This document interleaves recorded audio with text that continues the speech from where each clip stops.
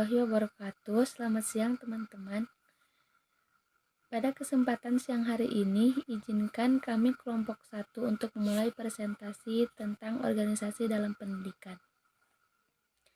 Dengan mata kuliah Manajemen Pendidikan Karakter yang dibina oleh Bapak Budi Firdaus, SPD MPD. Organisasi dalam pendidikan meliputi 3 pembahasan. Yang pertama, struktur organisasi, yang kedua, prinsip pengorganisasian pendidikan, yang ketiga, proses pengorganisasian pendidikan. Untuk yang pertama, struktur organisasi yang akan dibahas oleh saya sendiri.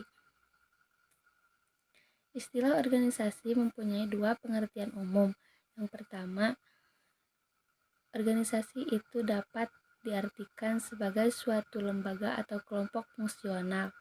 Misalnya sebuah perusahaan, sebuah sekolah, sebuah perkumpulan, dan badan-badan pemerintahan. Yang kedua, merujuk pada proses pengorganisasian, yaitu di mana pekerjaan dapat diatur dan dialokasikan di antara para anggota, sehingga tujuan dari organisasi itu dapat tercapai secara efektif. Menurut pendapat yang dikemukakan oleh Robin dan Scholter, bahwa struktur organisasi adalah kerangka yang di dalamnya terdapat seluruh aktivitas, juga terdapat tujuan dari organisasi tersebut, dan berhubungan dengan wewenang dan tanggung jawab.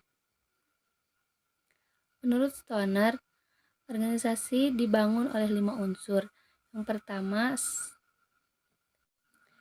pertama, spesialisasi aktivitas, yang kedua, standarisasi aktivitas, yang ketiga, koordinasi aktivitas, yang keempat, sentralisasi dan desentralisasi pengambilan keputusan, dan yang kelima, ukuran unit kerja. Assalamualaikum warahmatullahi wabarakatuh. Di sini saya akan menjelaskan materi selanjutnya, yaitu 2 prinsip perorganisasian pendidikan. Sebelum masuk ke prinsip perorganisasian pendidikan, di sini saya akan mendefinisikan apa itu prinsip. Prinsip adalah suatu dasar atau aturan yang menjadi pedoman dalam bertindak atau mengambil keputusan. Jadi, prinsip perorganisasian pendidikan adalah pedoman atau dasar yang digunakan untuk merancang dan mengelola kegiatan pendidikan secara struktur dan efektif. Prinsip ini bertujuan untuk memastikan bahwa proses pendidikan berjalan secara sistematis dan mampu mencapai tujuan pendidikan yang diinginkan. Di sini ada beberapa prinsip perorganisasian pendidikan, di antaranya 1. Perorganisasian harus mempunyai tujuan yang jelas. Tujuan yang jelas ini memberikan panduan bagi anggota organisasi untuk mengetahui apa yang harus dilakukan dan bagaimana cara mencapainya. Tanpa tujuan, kegiatan organisasi bisa menjadi tidak terarah. 2. Harus ada pembagian dan penugasan kerja. Pembagian dan penugasan ini sangat penting karena beberapa alasan. Salah satu di antara alasan tersebut ialah efisiensi dan produktivitas. Dengan pembagian kerja, setiap individu atau kelompok fokus terhadap tugas-tugas tertentu sesuai dengan keahlian dan kapasitasnya. Hal ini dapat mengefisiensikan waktu. 3. Keseimbangan antara tugas, tanggung jawab, dan kekuasaan. Ini sangat penting untuk menjaga efektivitas, efisiensi, dan keadilan. Alasan utamanya adalah mencegah penyalahgunaan kekuasaan. Jika kekuasaan tidak diimbangi dengan tanggung jawab, dapat terjadi penyalahgunaan wewenang, dapat merusak budaya organisasi dan menghambat tercapainya tujuan pendidikan. 4.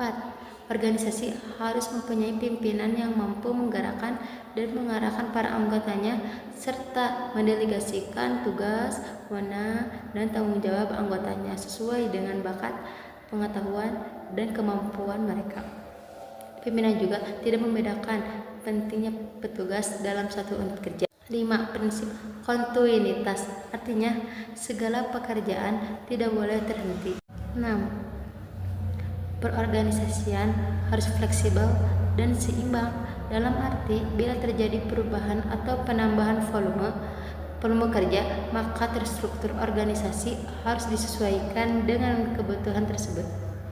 7. Bahwa perlu adanya pertanggungjawaban terus-menerus terhadap hasil kerja yang diperoleh. Assalamualaikum warahmatullahi wabarakatuh. Di sini saya akan melanjutkan pembahasan teman saya poin ketiga, yaitu tentang proses pengorganisasian pendidikan. Proses pengorganisasian adalah langkah-langkah yang dilakukan untuk membentuk suatu organisasi. Menurut para ahli, proses pengorganisasian dalam pendidikan adalah kegiatan menyusun dan membentuk hubungan antara orang-orang untuk mencapai tujuan yang telah ditentukan. Adapun proses pengorganisasian itu digambarkan sebagai berikut. Tahap pertama yaitu merinci pekerjaan, menentukan tugas-tugas apa yang harus dilakukan untuk mencapai tujuan. Yang kedua, pembagian kerja, membagi seluruh beban kerja menjadi kegiatan yang dapat dilaksanakan oleh perorangan ataupun kelompok. Nah, pada proses inilah yang perlu diperhatikan kualifikasi orang yang diserahi tugas agar tercapainya tujuan dan terselesaikan dengan baik.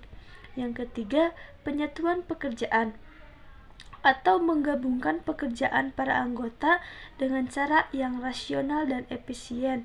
Yang keempat, koordinasi pekerjaan, menetapkan mekanisme kerja untuk mengkoordinasi pekerjaan dalam suatu kesatuan yang harmonis.